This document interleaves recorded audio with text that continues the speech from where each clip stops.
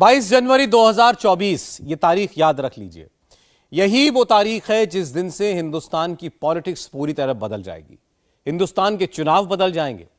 नरेंद्र मोदी के विरोधियों को भी अंदाजा है कि अभी तो राम मंदिर बन ही रहा है। अयोध्या के भव्य राम मंदिर से जब सुबह सुबह आरती होगी, जब रामलला की प्राण प्रतिष्ठा होगी, जब रामलला के दर्शन शुरू होंगे, तब देश का माहौल कैसे पूरी तरह बदल जाएगा। राम भक्तों का 500 साल का इंतजार पूरा होगा। आज जो लोग जाति की राजनीति करते हुए दिख रहे हैं, वही लोग रामलला के दर्शन की लाइन में खड़े हुए भी दिखाई देंगे। दशहरे के दिन नरेंद्र मोदी ने 2024 की पॉलिटिकल पिक्चर का पहला ट्रेलर दिखा दिया। इस ट्रेलर पर अब जबरदस्त रिएक्शन आने शुरू हो गए। विजयदशमी के दिन किसकी विजय सुनिश्चित हुई, नरेंद्र मोदी की या मोदी के विरोधियों की?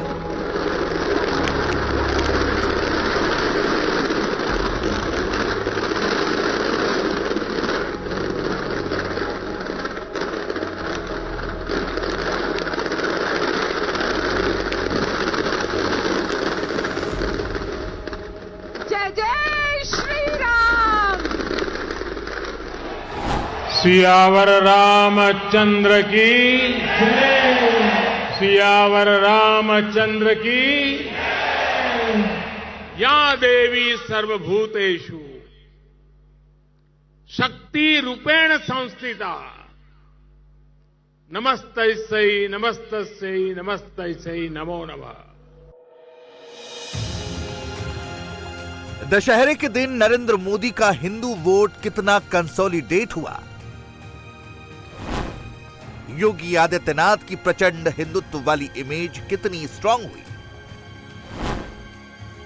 संघ प्रमुख ने विजयदशमी के दिन कौन सा बड़ा मैसेज दिया?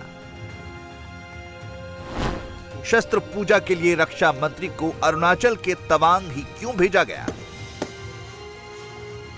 और गृह मंत्री ने दशहरा मनाने के लिए गुजरात को क्यों चुना? विजयदशमी सरकार के लिए भले ही ये छुट्टी का दिन हो, लेकिन सियासत में कभी छुट्टी नहीं होती। राम रावण युद्ध के क्लाइमैक्स के दिन पॉलिटिक्स फुल चलती है। रावण दहन से पहले हर नेता को रामलीला कमेटी के मंच पर दिखना होता है। हिंदू धर्म का सबसे बड़ा त्योहार हिंदू वोट का सबसे बड़ा मैग्नेट भी है। तभी तो साल भर सेक्युलर पॉलिटिक्स करने वाले नेता भी दशहरे के दिन हिंदुत्ववादी चोला पहनकर सामने आ जाते हैं। 100 करोड़ हिंदू वोटर, यह नंबर इतना बड़ा है कि हर कोई ललचाता है। हिंदू वोटर कट्टर नहीं, उदार है, लेकिन हिंदू अब सेक्युलर पॉलिटिक्स के जाल में फंसने के लिए तैयार नहीं। हिंदू अपनी आस्था का सम्मान चाहते हैं। 1000 साल की गुलामी के बाद ऐसा मौका आया है जब हिंदू परंपराओं को पूरा सम्मान मिल रहा है। यतो धर्मस्त तो जया, अर्थात जहां धर्म है वहां विजय निश्चित है। सवाल है कि धर्म के साथ कौन है?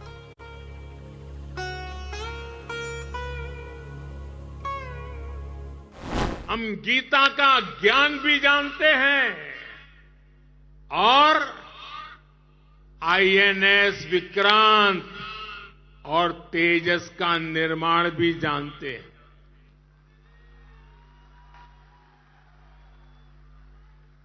हम श्री राम की मर्यादा भी जानते हैं और अपनी सीमाओं की रक्षा करना भी जानते हैं।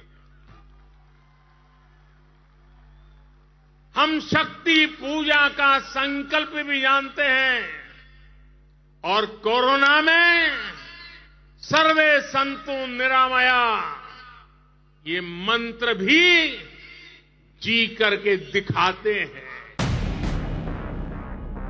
नरेंद्र मोदी से पहले जितने भी प्रधानमंत्री हुए, विजयदशमी के दिन उनका एक तय कार्यक्रम होता था कि शाम के वक्त लाल किले के पास रामलीला कमेटी में जाकर रावण दहन करना है।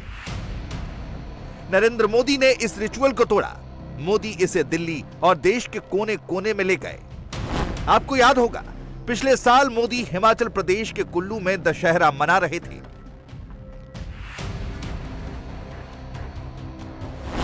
इस बार मोदी दिल्ली के ही द्वारका सेक्टर 10 में दशहरा मनाने पहुंचे।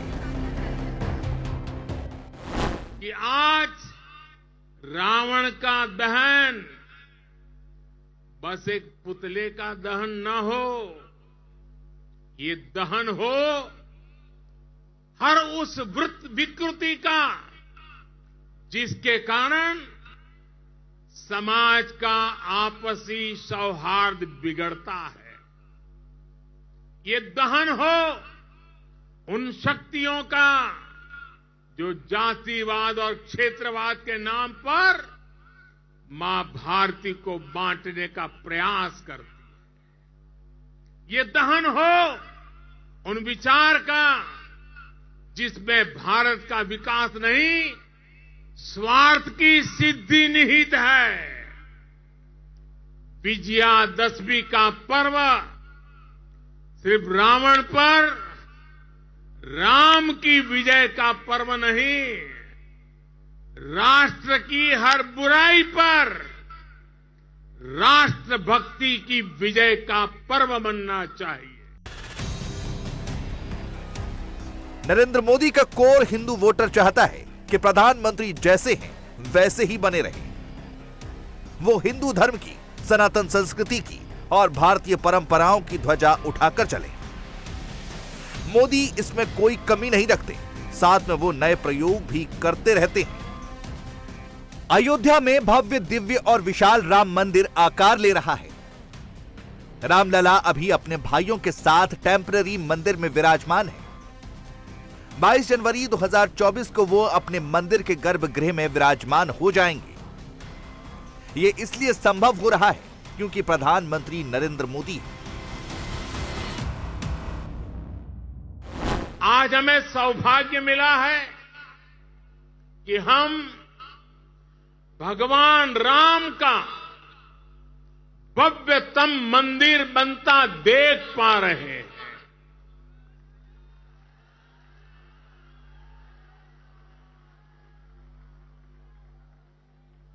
और अयोध्या की अगली रामनवमी पर रामलला के मंदिर में गूंजा हर स्वर पूरे विश्व को हर्षित करने वाला है। वो स्वर जो शताब्दियों से यहां कहा जाता है, भय प्रगट कृपाला, दीन दयाला, कौशल्या हितकारी। भगवान राम की जन्मभूमि पर बन रहा भव्य मंदिर, दिव्य मंदिर, सदियों की प्रतीक्षा के बाद हम भारतीयों के धैर्य को मिली विजय का प्रतीक है। राम मंदिर में भगवान राम के विराजमान के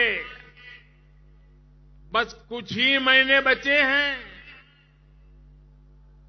भगवान श्री राम बस आने ही वाले हैं। प्रधानमंत्री ने रक्षा मंत्री राजनाथ सिंह को चीन के बॉर्डर पर भेजा। ऐसे समय जबकि मिडिल ईस्ट में टेंशन हाई है, इजराइल और हमास के बीच युद्ध चल रहा है, जिसके पर्दे के पीछे से चीन का भी हाथ होने का अंदेशा है। ऐसे समय राजनाथ सिंह ने अरुणाचल प्रदेश के तवांग जाकर सैनिकों के साथ शस्त्र पूजा की। जिन कठिन परिस्थितियों में आप सब, क्योंकि मैं एलएसी के पास तक जाकर मैंने देखा है, जिन कठिन परिस्थितियों में आप लोग इस देश की सीमाओं की सुरक्षा की जिम्मेदारी निभा रहे हैं, उसकी जितनी भी सराहना की जाए वह कम है।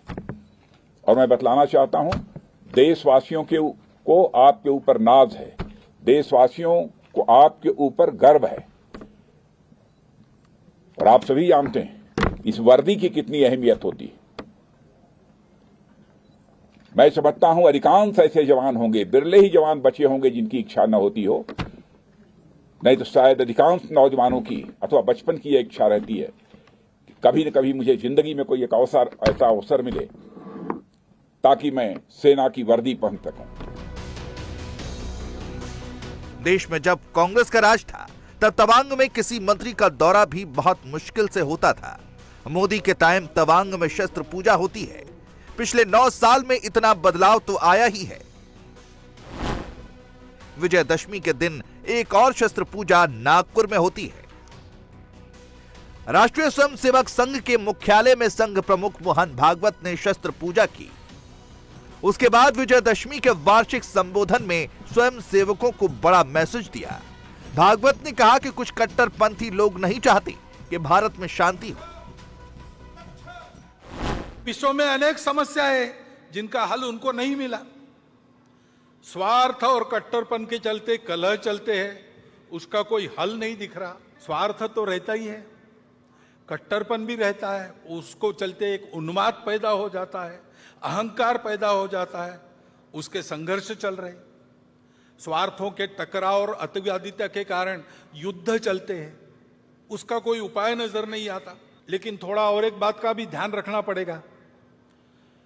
दुनिया में कुछ लोग हैं, भारत में भी कुछ लोग हैं जो नहीं चाहते कि भारत खड़ा हो, और इसलिए समाज में कैसे विभेद पैदा करना, समाज की सामूहिकता जो निर्माण हुई उसको कैसे तोड़ना, अलगाव और टकराव कैसे पैदा करना, ऐसा वो प्रयास करते हैं। स्वार्थ, कट्टरता, उन्माद, अलगाव, टकराव, अतिवाद, विभेद, मोहन भागवत की डिक्शनरी के इन शब्दों से सीधा अर्थ निकलता है। भागवत किसी का नाम नहीं लेते, फिर भी समझने वाले समझ जाते हैं। सावधान रहना है, क्योंकि अब आने वाले दिन भी अब चुनाव के दिन है। अभी राज्यों की चुनाव है, आगे लोकसभा का है। चुनाव में तो खूब गाली गलौज चलेगी, प्रचार चलेगा लोगों को इधर से उधर लाने का। उसमें ये हथकंडे और बढ़ सकते हैं। जहां उद्देश्य नहीं वहां भी उद्देश्य चिपका कर बातें हो सकती है। ध्यान में रखना, चुनाव में मतदान करना हर नागरिक का कर्तव्य है। वो हम सब ने करना चाहिए, मतदान को छोड़ना नहीं चाहिए। वो हमारा राष्ट्रीय कर्तव्य है। नागरिक राष्ट्रीय कर्तव्य करे, इसलिए संघ के स्वयंसेवक काम करेंगे, परंतु वो ऐसी छोटी बातों के आधार पर नहीं करना है। उकसावे में, भड़काऊ बातों से भड़ककर उकसावे में आकर नहीं करना है। संघ प्रमुख ने विजयदशमी के भाषण में किसी का नाम नहीं लिया, फिर भी सब कुछ कह दिया और आने वाले चुनावों को लेकर अपना मैसेज भी डिलीवर कर दिया। संघ प्रमुख थ्योरेटिकली जो समझाना चाहते हैं उसे प्रैक्टिकली करके दिखाने वाले मुख्यमंत्री हैं योगी आदित्यनाथ। यूपी के मुख्यमंत्री नाथ संप्रदाय के महंत भी हैं। योगी ने दशहरे के मौके पर गोरखपुर के श्रीनाथ जी की विशेष पूजा की। सभी देव विग्रहों की परिक्रमा करने और गोरखनाथ मंदिर के गायों की सेवा करने के बाद योगी शहर में दशहरा शोभा यात्रा लेकर निकले। आगे आगे योगी का रथ और पीछे पीछे पूरा शहर। योगी की शोभा यात्रा श्री रामलीला मैदान पहुंची तो सीएम ने भगवान श्री राम, माता सीता और लक्ष्मण जी की आरती उतारी। मोदी और योगी की जोड़ी एक दूसरे को कॉम्प्लीमेंट कर देती है। हिंदू वोटर इसे देखता है, समझता है और चुनाव आने पर चुपचाप अपना मैंडेट दे देता है।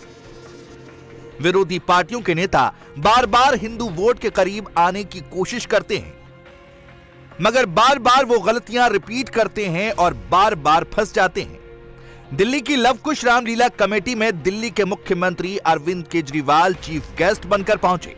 यहां रावण के पुतले के साथ एक पुतला सनातन धर्म का अपमान करने वालों का भी लगाया गया था। रावण के साथ उस पुतले में भी आग लगाई जाती, लेकिन केजरीवाल के आने से पहले उस पुतले को चुपचाप हटा दिया गया।